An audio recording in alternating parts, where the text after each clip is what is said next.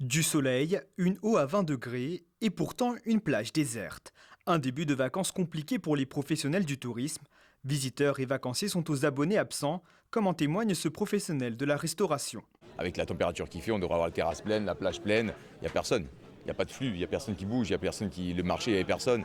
On voit bien qu'il n'y a personne. Donc je pense que l'essence, effectivement, a beaucoup bloqué les gens. Plus la conjoncture économique. Les gens sont obligés de tout a pris 30%. Donc forcément, avant de partir en vacances, on réfléchit à deux fois. Réfléchir à deux fois ou tout simplement revenir sur sa décision. Alors qu'il aurait dû afficher complet, cet hôtelier a subi une dizaine d'annulations en l'espace de quelques jours. C'est un planning très anormalement vide puisque vous voyez que le samedi, on a à peine la moitié de l'hôtel qui est occupé. Demain, c'est encore pire, c'est encore plus calme. Conséquence, l'établissement prévoit un chiffre d'affaires en baisse de 50% comparé à la même période en 2021.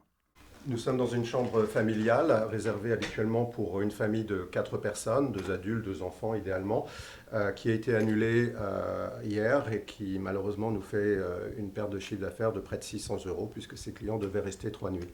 De son côté, l'UMI 66 mise tout sur la seconde partie des vacances avec le retour du beau temps et la levée des blocages dans certaines raffineries. Les difficultés de mobilité sont toujours un frein à la consommation, que ce soit la consommation dans les commerces, dans les centres-villes, mais également la consommation, par exemple dans la région Occitanie, pour se déplacer d'un département à un autre, aller visiter.